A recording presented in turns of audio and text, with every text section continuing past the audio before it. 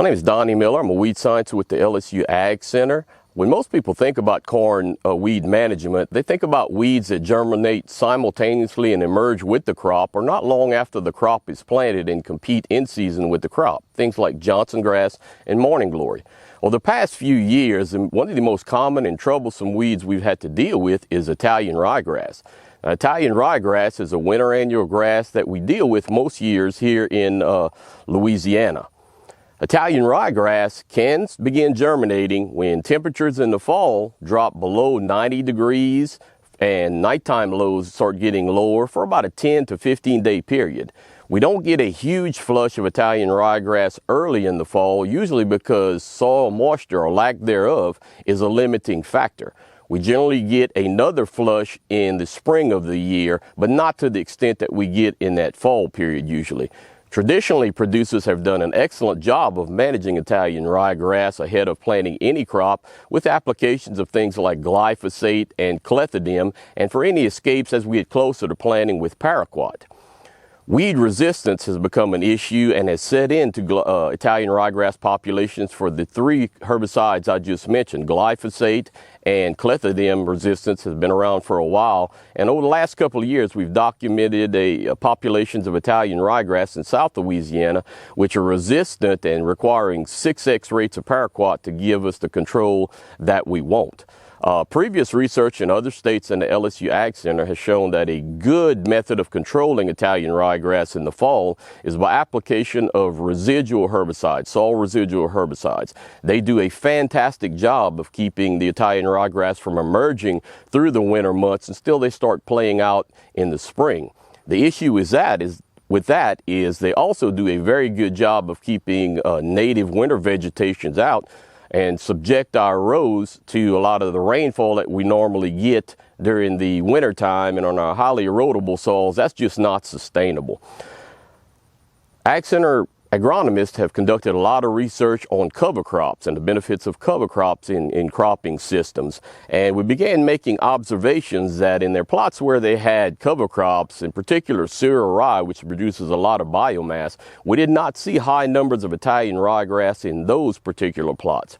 So we started formulating programs to marry those two methods together, where we could employ both utilization of a cover crop like cereal rye and a residual herbicide. So over the last couple of years, I've had a graduate student. We've been focusing on kind of fine-tuning that. And essentially what we've kind of pieced together and the recommendation we have with that is in the fall of the year, once the producer sees a good rain coming in late October, November, going ahead and seeding his cereal rye. In our research, we've looked at 80 pounds. I would think 60 pounds would probably be the lowest you would want to go to help compete with the Italian ryegrass.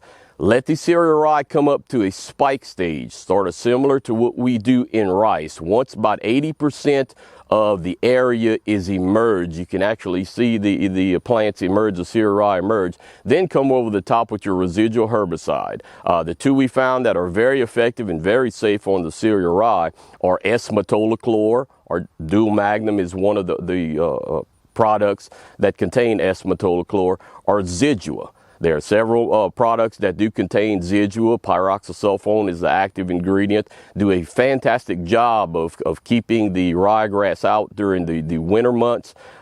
In combination with the cereal rye are very safe for the over-the-top applications. So essentially what we're doing is sort of a train effect on the Italian ryegrass. We're going ahead and planting the cereal rye, let it come up, make the residual herbicide application. Essentially, the cereal rye is going to go ahead and germinate, not put on a whole lot of biomass. When things start getting cold in January and February, we don't get much growth on the cereal rye. Once things warm up to the latter part of February and March, that's when we see cereal rye start putting on a lot of biomass from that point forward.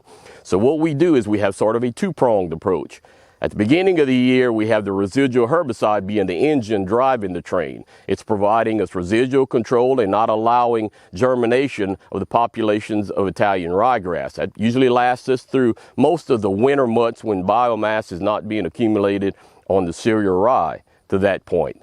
Once the herbicide starts playing out about 4 weeks after application, about 4 months after, 3 to 4 months after application, that's about the time when the cereal rye starts putting on biomass. At that time, we sort of switch.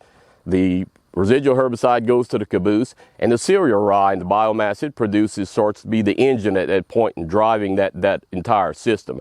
Our research has shown that a combination of these two methods can reduce our tiller production and seed production of Italian ryegrass upwards of 95%. Now, the good with that is that if you look at the longevity of Italian ryegrass seed in the soil, it's about 18 months. So if you can provide back-to-back effective control of Italian ryegrass, you can greatly diminish the population and the infestations that you're going to have to deal with. Now, for any escapes that do occur, your options in season in corn management are very limited. If you have the right varieties out there, you can make some applications, assuming they're not resistant to it, of one of the ACC herbicides, the FOP graminicides you can put out on certain varieties. We also have a product called Steadfast that can do a good job of knocking back the Italian ryegrass, assuming it's not resistant to the Steadfast, the ALS chemistry of herbicides. We have a lot of resistance to the Italian ryegrass populations. One option that we're trying to get labeled, because the weed is currently not on the label, glufosinate is a product that has good activity on Italian ryegrass, not in the colder temperatures in the early part of spring or in winter, but the later part when we start planting corn and corn starts emerging. If we have any ryegrass escapes at that time, we are currently working through the Department of Ag and Forestry and with the chemical company that is going to be putting this on the label to allow for applications of glufosinate in corn varieties that can tolerate glufosinate application, sort of as a desiccation on mature ryegrass to sort of take it out and lessen the impact and the competition we have from the Italian ryegrass. A lot of the funding for the research we've conducted at ryegrass, because it not only applies to corn, but applies to soybean and cotton as well. So we naturally like to thank the commodity boards for the funding they provide. Louisiana Soybean and Free Grain Research and Promotion Board and Cotton Incorporated as well for the funds that they've provided to support this research.